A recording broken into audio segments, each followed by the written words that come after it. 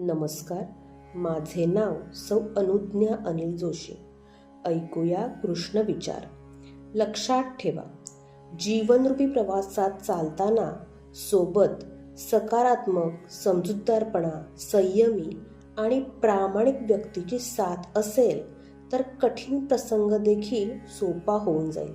कारण चांगली संगत हीच यशाची खरी गुरुकिल्ली आहे. सोबत सतत भगवंताचे नामस्मरण करा. आता ऐकूया भगवद्गीतेतील 10वा अध्याय, याचे अनुपठन. तत्पूर्वी या व्हिडिओला लाईक आणि फॉलो नक्की करा. ओम श्री परमात्मने नमः. श्रीमद्भगवद्गीता अथ 10मोऽध्यायः.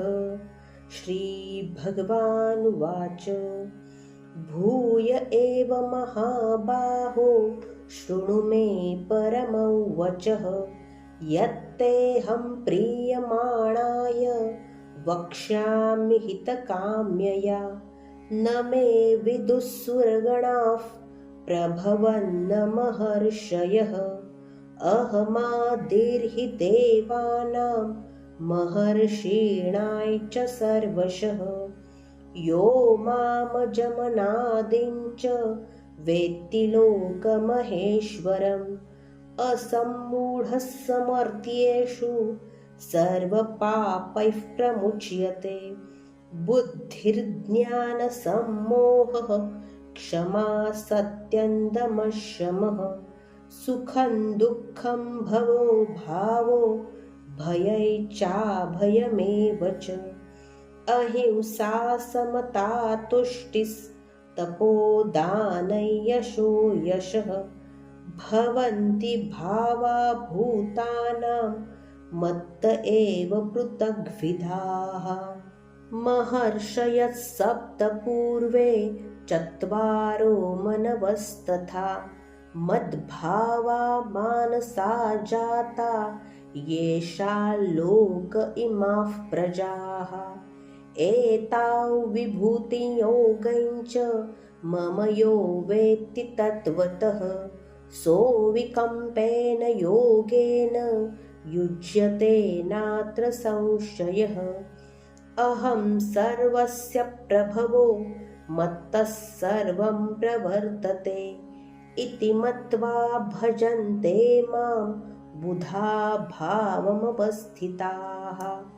मच्चित्ता मद्गतप्राणा बोधयन्तः परस्परं. कथयन्तश्च मां नित्यं तुष्यन्ति च रमन्ति च. तेषां सततयुक्तानां भजतां प्रीतिपूर्वकं. ददामि बुद्धियोगं तै येन मामुपयान्ति ते. तेषामेवानुकम्पार्थ महमज्ञानजन्तमः. नाशयाम्यात्मभावस्थो ज्ञानदीपेन भास्वता. अर्जुन उवाच परं ब्रह्म परं धाम पवित्रं परमं भवान्. पुरुषं शाश्वतं दिव्यमादिदेवमजं विभुम्. आहुस्त्वामृषयत् सर्वे देवर्षिर्नारदस्तथा. असितो देवलो व्यासस्त्वयैचैव ब्रवीषि मे. सर्वमेतद्रुतं मन्ये यन्मां वदसि केशव. न हि ते भगवन् व्यक्तिं विदुर्देवान् दानवाः. स्वयमेवात्मनात्मानं वेत्थ्यत्वं पुरुषोत्तम. भूतभावन भूतेश देवदेव जगत्पते. वक्तुमर्हस्य शेषेण दिव्या ह्यात्मविभूतयः. याभिर्विभूतिभिर्लोकान् निमांस्त्य व्याप्ततिष्ठसि. कथं विद्यामहं योगिस्त्वां सदा परिचिन्तयन्. केषु केषु च भावेषु चिन्त्योऽसि भगवन्मया. विस्तरेणात्मनो योगौ विभूतिं च जनार्दन भूयः कथय तृप्तिर्हि शृण्वतो नास्ति मे मृतम्। श्रीभगवानुवाच हन्त ते कथयिष्यामि दिव्या ह्यात्मविभूतयः प्राधान्यतः कुरु श्रेष्ठ नास्त्यन्तो विस्तरस्य मे। अहमात्मा गुडाकेश सर्वभूताशयस्थितः अहमादिश्च मध्यै च भूतानामन्त एव च।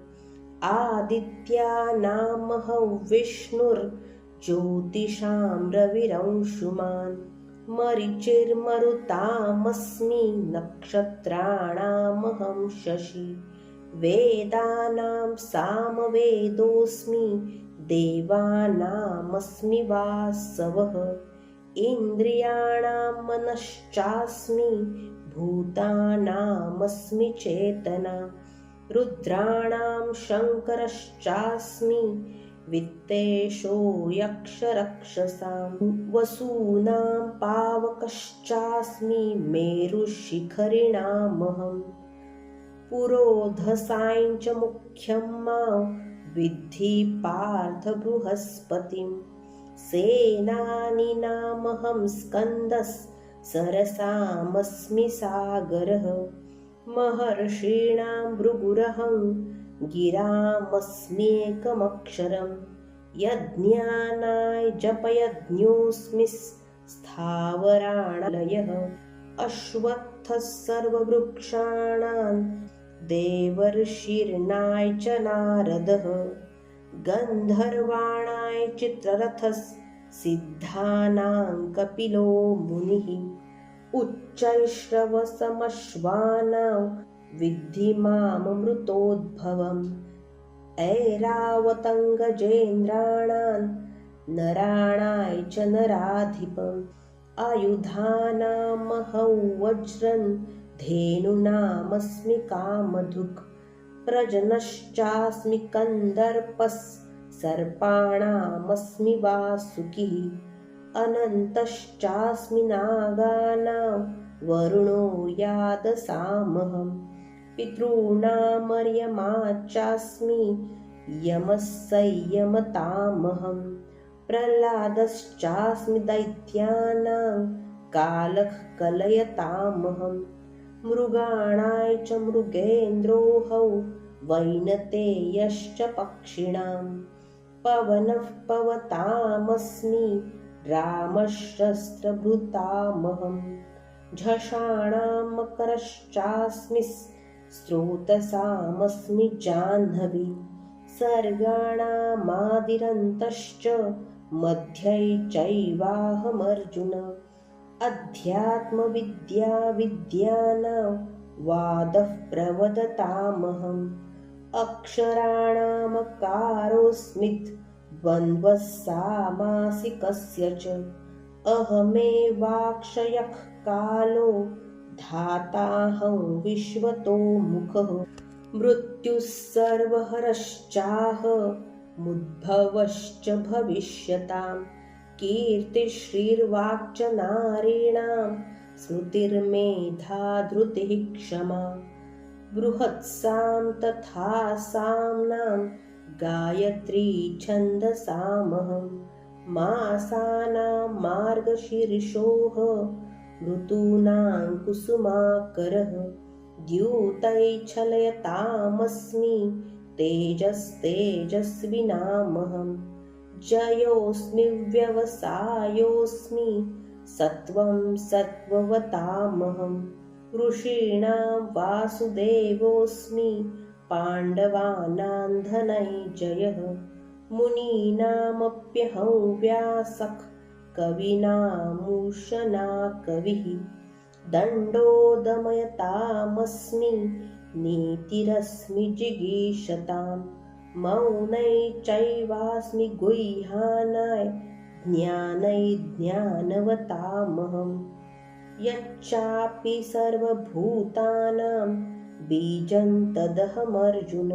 न तदस्ति विना यत्स्यान् मया भूय चराचरं नान्तोऽस्ति मम दिव्यानां विभूतीनां परन्तप एष तुद्देशतः प्रोक्तो विभूतेर्विस्तरो मया यद्यद्विभूतमत्सत्त्वं श्रीमदुर्जितमेव वा तत्तदेवावगच्छत्वं मम तेजोश्च अथवा बहुनैतेन किं ज्ञातेन तवार्जुन विष्टभ्याहमिदं कृत्स्नं मेकांशेन स्थितो जगत्।